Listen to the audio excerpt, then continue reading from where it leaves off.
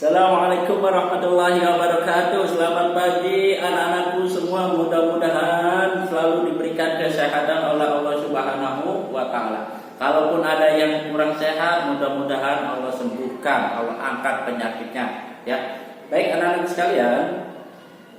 Pada kesempatan pagi hari ini, Bapak ingin menjelaskan tentang pelajaran fikih. Ya, kita akan belajar fikih, namun sebelum itu mari kita awali dengan berdoa. Mudah-mudahan dengan kita berdoa kita selalu diberikan kemudahan dalam menuntut ilmu, diberi pemahaman yang luas tentang ilmunya Allah. Berdoa mulai. Amin amin ya rabbal alamin. Baik anak-anak sekalian, pada pelajaran fikih bab pertama ini yaitu membahas tentang khitan. Ya, khitan yang kalau kita kenal itu disunat. Yo, siapa yang belum sunat ya? Mudah-mudahan setelah kalian menyimak, menyaksikan, memahami materi tentang khitan, besok minta sunat sama mamahnya ya, sama bundanya ya. Nah, alhamdulillah. Baik. Anak-anak sekalian, sebelum itu, mari kita ketahui apa saja sih yang harus kita pelajari pada bab khitan ini. Yang pertama, kalian diminta untuk mengetahui arti dari khitan. Khitan itu artinya apa sih? Kemudian sejarahnya. Sejarahnya dari mana sih? Dari kapan sih ada khitan? Yang kedua,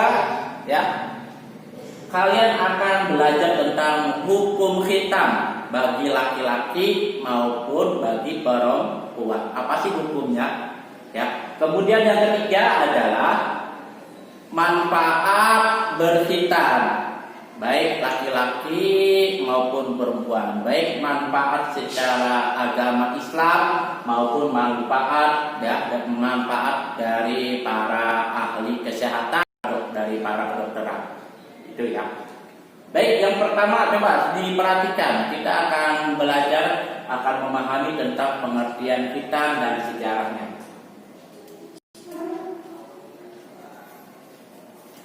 Pengertian khitan dan sejarahnya. Ya. Khitan atau yang kita kenal itu disunat. Menurut bahasa adalah memotong sebagian anggota badan tertentu, yaitu pada ujung kelamin laki-laki maupun perempuan. Kemudian khitan atau sunat bagi laki-laki adalah memotong kulit yang menutupi ujung kelamin sehingga terbuka untuk menghindari najis yang tertinggal ketika kita buang air kecil. Khitan atau sunat bagi perempuan dilakukan dengan cara memotong bagian dari kulit yang ada di ujung kelamin.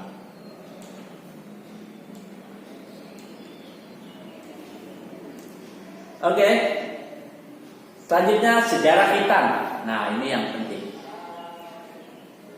Dalam sejarah agama Islam, khitan atau sunat sudah dikenal sejak zaman Nabi Ibrahim alaihi salam.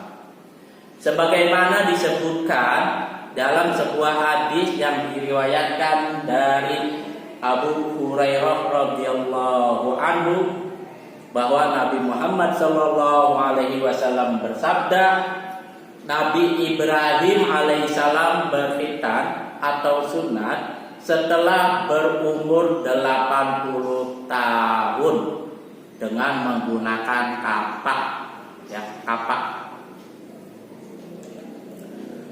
Syariat atau perintah khitan itu dilaksanakan oleh Nabi Ibrahim alaihissalam disebabkan pada masa itu banyak keturunan Nabi Adam alaihissalam yang telah melupakan perintah khitan. Oleh sebab itu Nabi Ibrahim alaihissalam diperintahkan oleh Allah Subhanahu wa Ta'ala untuk menghidupkan kembali kebiasaan atau tradisi yang telah menjadi kesucian umat manusia. Bangsa Arab jahiliyah sebelum datangnya agama Islam juga sudah terbiasa melakukan khitan atau sunat untuk mengikuti kebiasaan nenek moyang mereka, yaitu ajaran Nabi Ibrahim alaihissalam. Selanjutnya, perintah khitan atau sunat yang dicontohkan oleh Nabi Ibrahim alaihissalam kemudian diikuti oleh para nabi dan rasul setelahnya. Mereka juga mengajarkan khitan kepada umatnya. Khitan merupakan ajaran Nabi Ibrahim alaihissalam yang diperintahkan atau yang disyariatkan juga kepada Nabi Muhammad SAW, yaitu syariat agama Islam yang harus dilaksanakan oleh seluruh umat Islam dunia. Baik, kemudian kita akan memahami tentang hukum khitan atau sunat bagi laki-laki maupun perempuan. Boleh apa tidak kita laksanakan? Yang pertama, dasar perintah atau hukum khitan atau sunat itu diterangkan di dalam Al-Quran dan Al-Hadis. Di antaranya di dalam surat An-Nahl ayat 123.